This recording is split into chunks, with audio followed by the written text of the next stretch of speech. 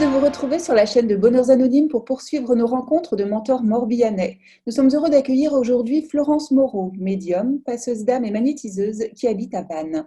Réussir sa vie pour elle, c'est être en paix avec son histoire et être authentique. Bonjour Florence, bienvenue à toi. Bonjour Sandrine, merci de m'accueillir. Mais je t'en prie, peux-tu nous dire qui tu es, s'il te plaît? Alors Florence Moreau, donc je me définis comme une médium, passeuse d'âme et magnétiseuse, et aussi comme une chercheuse de vérité et une éveilleuse de conscience. Donc j'accompagne les femmes, surtout qui se sont repliées sur elles-mêmes, qui ont arrêté de briller pour se protéger. Voilà, je me sens une messagère entre le monde visible, les mondes visibles et invisibles. D'accord, très bien. Et quand tu avais 16 ans, comment est-ce que tu voyais ton avenir? Est-ce que tu avais déjà ces envies-là? Alors, pas du tout. C'était une période très difficile pour moi. J'aurais aimé être une artiste, hein, vraiment être. Je voulais faire une école de dessin à l'époque. Et puis, j'étais trop jeune, c'était trop cher et ma mère a décidé pour moi que je serais comptable. Hmm. Et pour moi, ça a été un choc de ne pas pouvoir exprimer ce potentiel artistique. Et donc, je me suis destinée à la comptabilité. J'ai suivi cette voie pensant que c'était celle que je devais suivre, pensant qu'elle allait me rendre heureuse. Donc, j'ai passé toute une carrière, 22 ans dans la comptabilité et c'était un chemin qui ne m'a pas du tout rendue heureuse. Donc, à 16 ans, j'ai suivi la trame familiale. C'était une période très compliquée où je me sentais pas comprise, triste et je rêvais un idéal qui n'est pas arrivé, voilà, pour avoir un imaginaire, avoir une bouffée d'air. Mais c'était une période très compliquée. Alors, dis-nous, maintenant, qu'est-ce que tu aimes dans la vie? Qu'est-ce qui te rend heureuse? Euh, Moi, ça fait plus de 20 ans que je me cherche, voilà, qui je suis. Parce que je ne pense pas que je suis que ce corps, que l'ego et que à travers toutes les difficultés, la vie, parce qu'il y en a une certaine, je voulais comprendre le sens de la vie. Voilà, je voulais savoir pourquoi on est sur Terre, pourquoi j'ai ce corps, pourquoi je m'appelle comme ça. Voilà, donc je voulais pas suivre rester endormie. En tout cas, je voulais pas rester endormie et trouver du sens à ma vie. D'accord, donc tu t'épanouis dans cette recherche de sens, en fait. C'est ce qui te rend heureuse au jour le jour. Oui, et puis de voir que je me libère des croyances, des schémas, que je suis de plus en plus authentique, épanouie. Pour moi, c'est intérieur. Et de ce que je peux manifester à l'extérieur et de retrouver cette joie, ce calme et cette paix intérieure. Et c'est pas dans le faire, mais c'est dans le être. Je me rends compte de plus en plus, c'est être dans le être qui est important. Et c'est pas forcément dans les biens matériels. Alors avoir un toit, et je remercie d'avoir un toit, d'être en bonne santé, mais c'est découvrir qui je suis profondément et cette essence qui veut se manifester, l'amour qui veut se manifester sur Terre. Hmm. Alors, tu nous as parlé de l'obstacle que tu as subi quand tu étais adolescente, en fait, avec ce métier qu'il fallait que tu fasses. Est-ce Oui. qu'il y a d'autres obstacles? Est-ce que tu as rencontré d'autres freins qui ont pu, malgré tout, t'aider à avancer dans la vie? Alors, le déclencheur, donc il y a eu ce fait-là. Après, c'est la mort de mon père, quelques années après, qui m'a plongé dans une déprime, une dépression, une tristesse. Ça a été là aussi un facteur pour me dire, mais pourquoi on est là? Puisqu'il n'a pas profité de la vie, hein, il n'a pas profité de sa retraite. Et c'était un déclencheur pour chercher le sens de la vie. Pourquoi nous sommes ici incarnés et qu'est-ce qu'est notre mission sur Terre? Hmm. Donc voilà, ça a été un déclencheur pour dire il y a autre chose que la tristesse, parce que j'étais très triste dans ma vie, voilà, depuis petite, et je voulais comprendre pourquoi j'étais triste et que ça perdurait et que peut-être que ça ne m'appartenait pas et je voulais trouver pourquoi la cause de cette tristesse dans ma vie. Waouh. Alors, dis-nous pour toi, c'est quoi réussir? Qu'est-ce qu'il faut faire pour réussir sa vie? Être au clair avec soi, avec qui nous sommes, avec nos envies. Euh, mais là, je m'aperçois, hein, c'est encore plus fort que réussir, c'est être en adéquation avec notre être authentique, surtout manifester de la joie, de l'amour, parce que je pense que plus ça va et plus dans mon travail et mon cheminement personnel, je m'aperçois que c'est l'amour qui doit nous guider et pas nos peurs. Hein. Je dis toujours qu'il y a deux chemins, soit les peurs, soit l'amour. Moi, j'ai décidé de prendre l'amour, hein, de choisir ce chemin et d'être de plus en plus sereine et enthousiasme à la vie, malgré ce qui se passe à l'extérieur. Parce que j'ai cherché aussi à l'extérieur ce bonheur d'être connue. Voilà, j'ai fait cette carrière de comptabilité pensant que c'était ça, mais ça m'a pas apporté. Je pense pas. Et aujourd'hui, c'est arrêter de remettre son bonheur à l'extérieur, mais le vivre à l'intérieur. Et ça peut être de petites choses. Moi, j'adore me promener, j'adore être dans la nature, voilà, et de ralentir. Et dans le fait de ralentir, ça apporte beaucoup de choses. Voilà, donc, et mieux s'aimer, c'est aussi mieux aimer les autres. Donc, donner de la bienveillance à son entourage, aux personnes qu'on rencontre, c'est ça.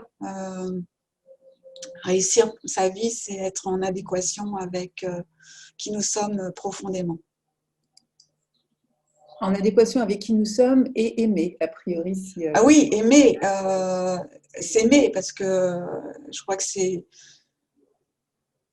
la priorité. On peut pas aimer l'autre si on ne s'aime pas. Hein. Qu'est-ce qu'on donne à l'extérieur? Donc il y a se donner et recevoir.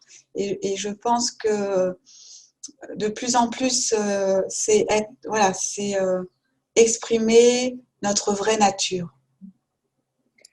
alors, quel sentiment justement te procure ton activité maintenant que tu as trouvé ta voie, où tu es aligné avec qui tu es vraiment, le fait d'apporter ça aux autres, déjà, qu'est-ce que ça t'apporte à toi et qu'est-ce que ça t'apporte d'apporter aux autres?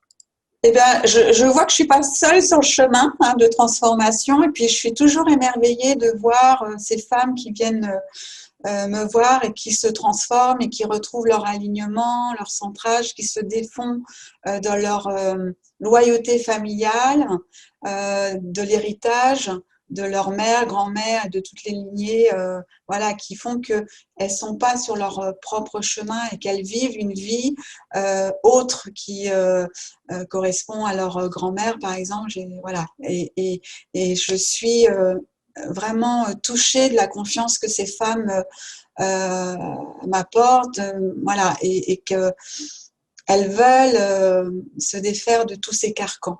Donc, je suis émerveillée et je suis enthousiasmée que ces femmes ont ce courage-là d'affronter, de se libérer, parce que c'est pas toujours facile de regarder ces loyautés, ces drames, ces secrets de famille, et que et je suis convaincue que c'est par les femmes que le changement va se faire. Donc, contribuer à cela, oui, ça m'apporte de la joie. De la joie. Alors, tu parlais tout à l'heure d'une lignée, d'une grand-mère. Qu'est-ce que ça peut être, par exemple, de se rendre compte de quoi? Alors, moi, j'ai cherché hein, toute ma vie pourquoi j'étais triste. Hein. Je te disais tout à l'heure pourquoi j'étais triste. On me faisait remarquer quand j'étais petite. Et il y a plus de 20 ans, j'ai commencé ce travail, donc le fait de la mort de mon père. Et je voulais comprendre. Et arrivé à un moment, j'ai compris pourquoi j'étais triste et pourquoi je portais cette tristesse en moi. Donc, il y a eu beaucoup de décès d'enfants petits ma grand-mère a perdu une petite fille de 3 mois. Ma mère, mes parents ont perdu un enfant aussi. Et par loyauté, je portais cette tristesse, ces deuils non faits. Et j'ai apaisé cela, voilà, j'ai fait tout un travail de libération qui m'a permis de me détacher de cette tristesse et d'arrêter de porter ce poids-là. J'ai compris aussi que dans ma famille, il y a eu de l'inceste. Voilà, et je m'en suis libérée puisque j'ai aussi vécu cela. Et j'ai pu faire tout un travail de résilience par rapport à ça. Et je peux accompagner les femmes qui ont subi des violences, qui ont subi de l'inceste. Ce n'est pas une fatalité et qu'on peut vraiment s'en guérir. Voilà, donc ça, c'est important pour moi de libérer tout cela et d'aider en ce sens. D'accord, d'abord d'apporter du baume aux blessures. Et ce que tu disais, c'est un peu la psychologie intergénérationnelle, c'est ça, savoir pourquoi. Oui, et puis d'arrêter ces schémas on est là pour nettoyer, hein. Moi, je suis sûre qu'on est là pour nettoyer ces générations passées qui n'ont pas eu cette possibilité-là. Il y a eu beaucoup d'impacts et les deux guerres, et je le rencontre tous les jours où ces deux guerres, on est encore porteur de toute cette tristesse, de tous ces chocs, traumas, et c'est à nous de s'en libérer. Aujourd'hui, se libérer de ce passé pour être dans notre présent et d'être aligné. Et j'accompagne à défaire tous ces nœuds-là, toute cette culpabilité, tous ces secrets qui interagissent dans l'inconscient, dans notre vie. Alors du coup, est-ce que tu as le sentiment de réussir ta vie en donnant autant à ce que tu apportes? Je dirais de plus en plus, voilà, de plus en plus. De plus en plus, vraiment de manifester et de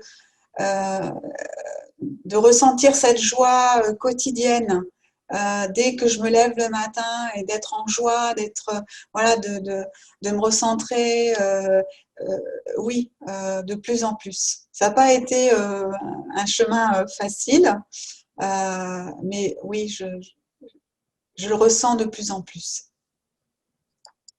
Alors, dis-nous, quelle qualité as-tu pu développer pour cultiver ton bonheur? Alors, la paix intérieure, j'arrête de me culpabiliser. Voilà, j'ai travaillé beaucoup sur l'estime de soi.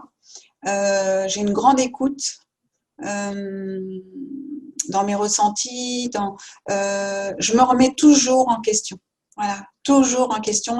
J'ai beaucoup pratiqué le fait d'être victime et de reporter sur l'autre mon malheur. Et à un moment donné, je dis mais non, c'est plus possible. Donc c'est me remettre en question tout le temps.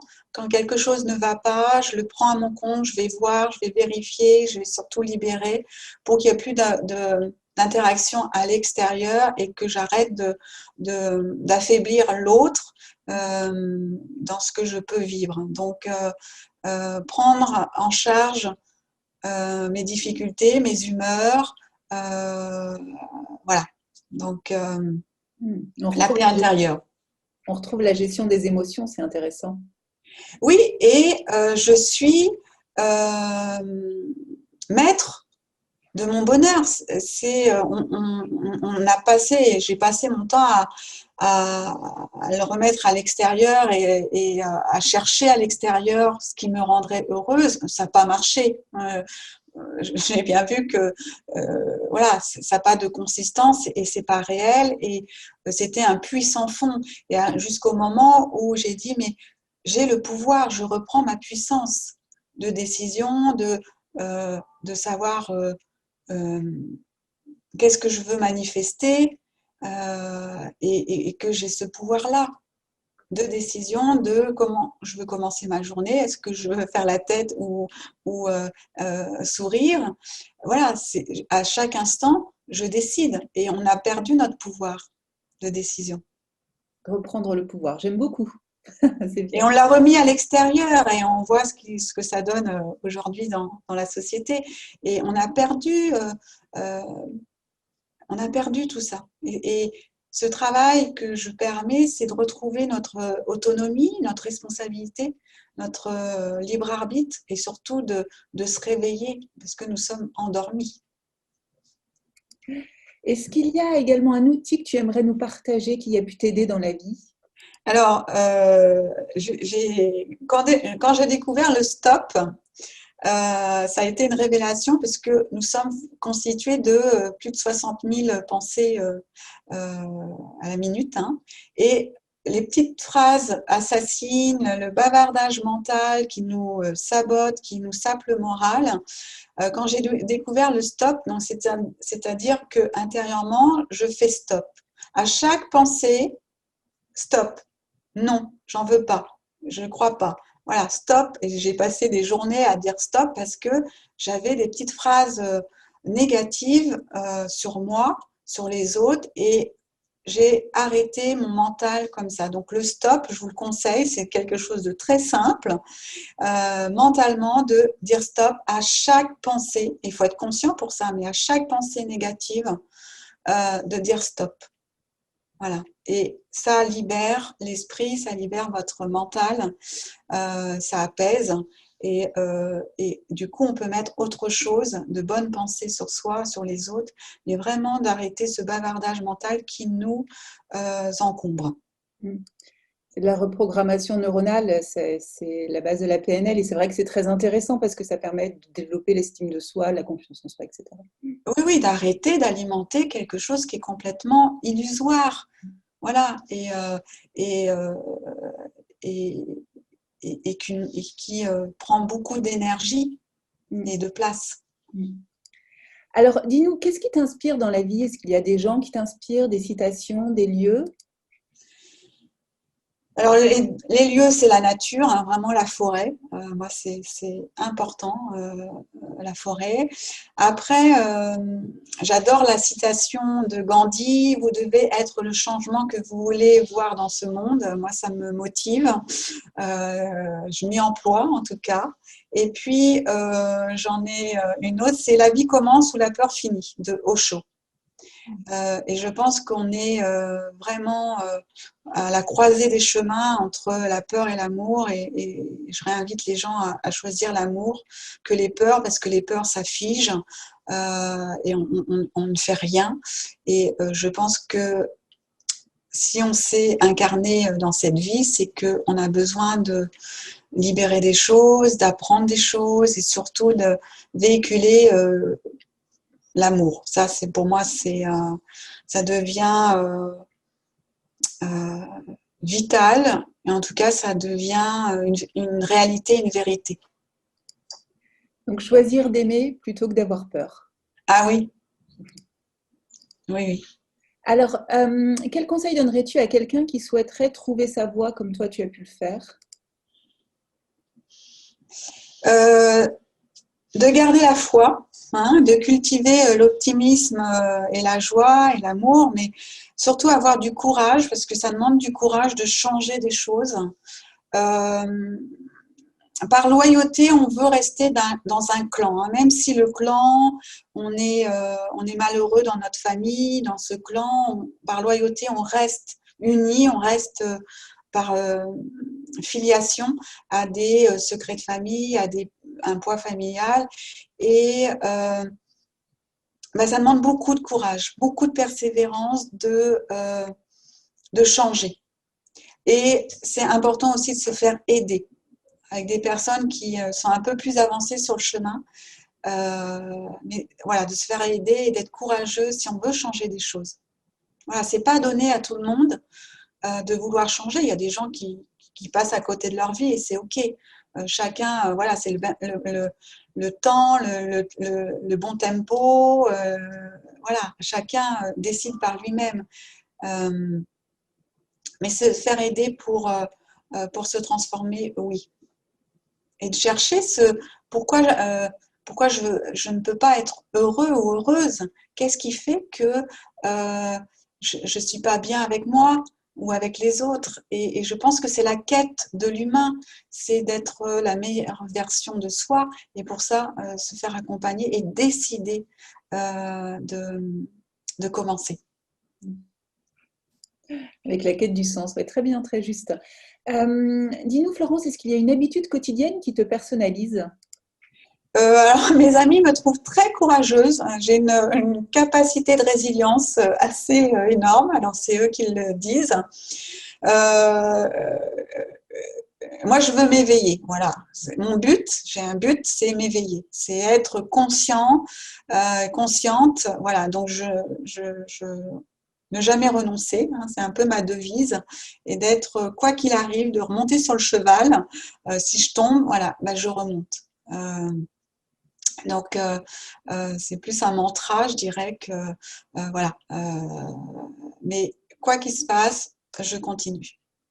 Donc, tu t'entraînes à la résilience, tu persévères. Oui, je pense que je persévère, oui. La résilience, elle est en cours par rapport à mon vécu euh, d'inceste, voilà. Ça, c'est de plus en plus euh, résolu, je dirais. Et puis, je continue, puisqu'il y a d'autres résiliences certainement à m'apporter. Quelle est la plus belle chose que tu aies pu faire, découvrir ou partager dans ta vie? Alors, j'ai fait une maison écologique. Voilà, ça a été, pour moi, j'ai cette notion d'écologie, c'est important, dans le respect de la nature. Et donc, cette maison écologique était importante pour moi, de matérialiser quelque chose dans mes valeurs, dans le respect, le naturel, faire attention, euh, moins polluer. Voilà, donc la maison écologique a été très importante pour moi. Et puis aussi d'affronter ma tristesse et ma dépression, parce qu'à l'époque, cette tristesse, je ne pensais pas que c'était une dépression, mais j'ai été dépressive un long moment. Voilà. Parce que je ne trouvais pas de sens, parce que la vie, je ne voulais pas être sur Terre, j'avais de la difficulté. Donc, oui, tout ce chemin parcouru, euh, c'est une belle avancée et puis une belle récompense. De l'écologie intérieure et extérieure. Oui, oui. Alors, dis-nous maintenant, quel conseil donnerais-tu à un jeune de 16 ans après ce que tu as vécu? Ah bah, de suivre ses rêves, voilà, d'affirmer, d'avoir le courage d'affirmer ses rêves, euh, son but, voilà, de vraiment suivre ses rêves.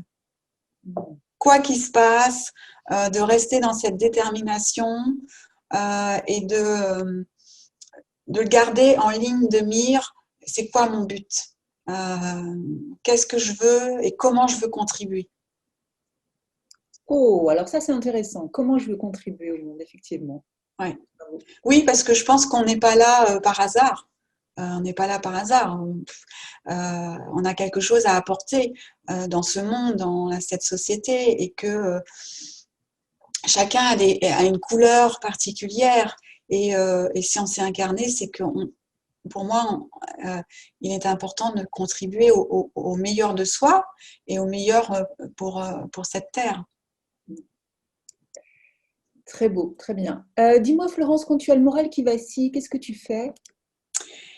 Alors, j'accueille, parce au cours d'une journée, il y a beaucoup d'états. Hein.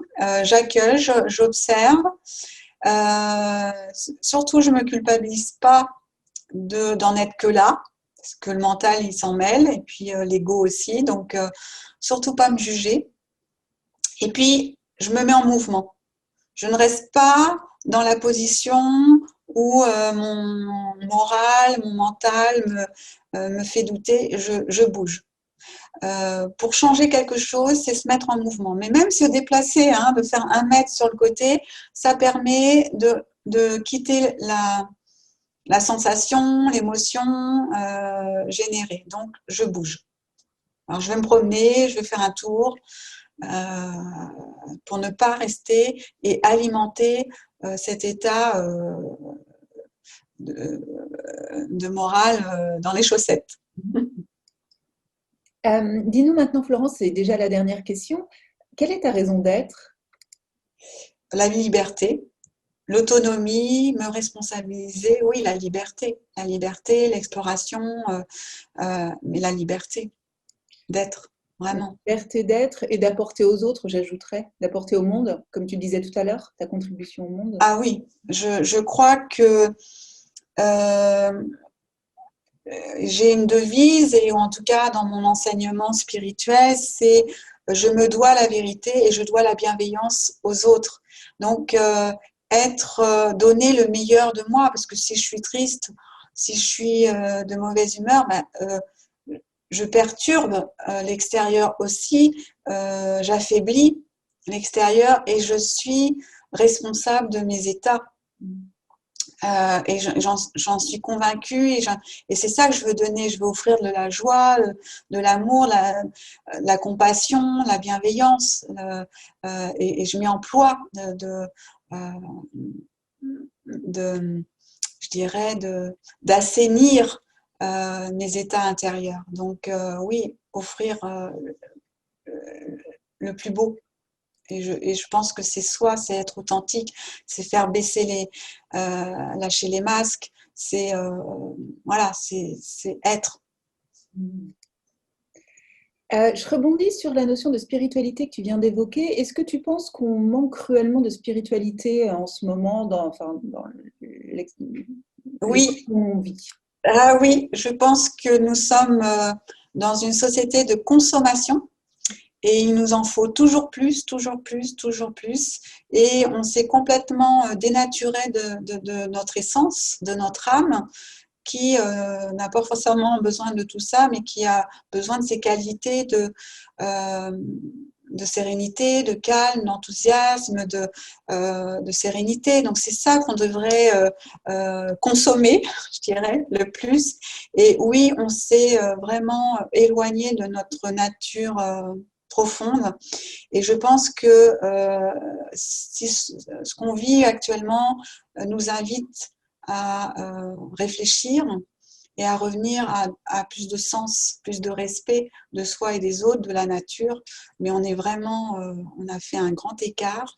Donc je souhaite qu'on puisse s'éveiller et revenir à notre responsabilité face à la Terre, face aux humains.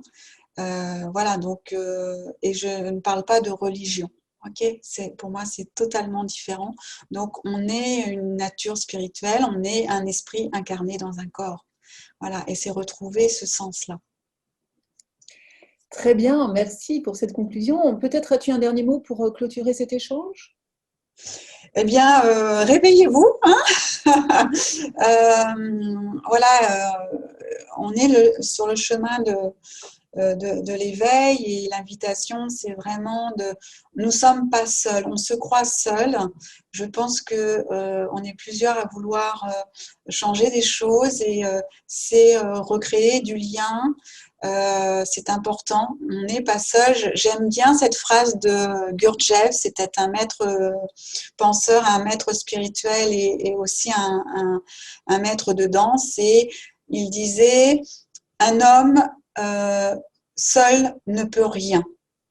Et je pense qu'aujourd'hui, c'est recréer du lien, c'est faire ensemble. Voilà ce que je pourrais dire. Donc, je nous invite à cela. Encore plus dans la pandémie que nous vivons actuellement, où on est encore... Oui, de tout ce qui a été véhiculé, de tout ce que, voilà, toutes ces peurs qui se manifestent. C'est une opportunité pour moi de changer quelque chose, et que chacun change quelque chose. Merci beaucoup, Florence, de nous avoir ouvert ton univers et apporté tes conseils. Merci Sandrine, merci à vous. Je vous souhaite une très belle journée. Prenez soin de vous et de vos proches, et ramenez de la joie dans votre vie. Aidez-nous à diffuser cette interview à un plus grand nombre de personnes. Likez-la et abonnez-vous à la chaîne. Vous pouvez aussi nous soutenir sur Tipeee. Le lien se trouve dans la description ci-dessous. On se retrouve mardi prochain à 18h pour une nouvelle interview. D'ici là, soyez heureux.